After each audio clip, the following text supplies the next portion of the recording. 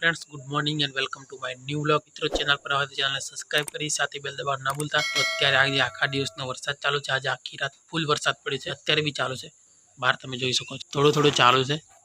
તો વરસાદ હજુ રોકાશે એટલે આપણે ફરવા જઈશું બહાર। બાકી આખા દિવસનો વરસાદ રોકાતો નથી, રાતે બી પડતો દિવસે બી ચાલુ છે।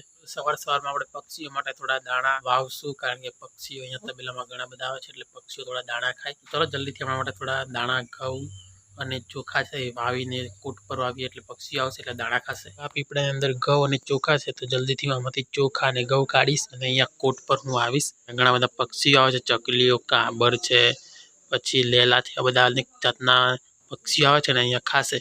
તો જલ્દીથી આમાં થોડાક ચોખા અને ઘઉં ચપટી ચપટી કાઢી અને વાવી દઈએ। આ મુઠ્ઠીની અંદર ઘઉં છે અને ચોખા પણ છે, તો આ કોટ પર હું વાવી દઉં, જેથી કરીને ચકલીઓ, લેલા, અનેક જાતના પક્ષીઓ આવીને અહીંયા ચણશે। બહુ બધા આવે છે, ભૂખ લાગે છે, ચોમાસાની અંદર કંઈ ચણવા માટે ના જવાય એટલે અહીંયા તબેલાની અંદર આવે છે। અહીંયા તમે જોઈ શકો છો મેં આગળ પણ જ્યાં ઘઉં આવ્યા હતા એ ખાઈ ગયા છે અને અત્યારે ફરી હું ઘઉં આવું છું, તો અહીંયા જોઈ શકો છો ઘઉં અને ચોખા બંને મિક્સ છે।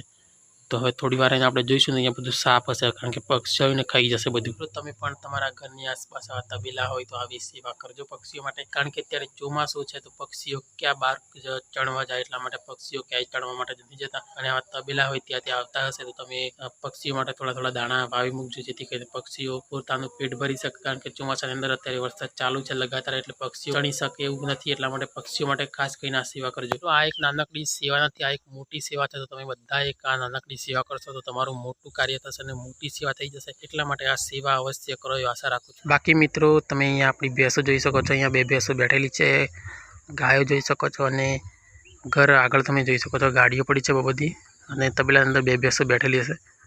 બાકી અત્યારે વરસાદ થોડું કંઈ રોકાય છે। ત્યારે હું આ બાજુ આવ્યો છું, ઘરની આ બાજુ જગ્યા છે, તો અહીંયા મસ્ત મોસમ થયું હતું એટલા માટે હું અહીંયા આવ્યો છું।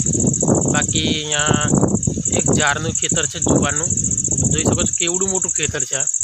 આખા ખેતરની અંદર જુવાર છે અને થોડી કંઈ બાજરી પણ છે, અહીંયા જોઈ શકો છો એ બાજરીનું કંઈટું દેખાય। બાકી આખા ખેતરની અંદર જુવાર છે, એકદમ આખું ખેતર બહુ મોટું છે। બાકી સામે વરસાદ ચડ્યો છે, તમે જોઈ શકો છો સામે વરસાદ ચડ્યો છે, સામે ત્યાં મોર છે જોઈ શકો છો।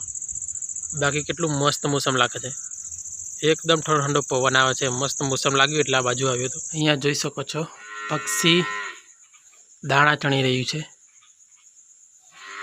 જોઈ શકો છો। આપણે નજીક ના જઈશું કારણ કે ઉડી જશે।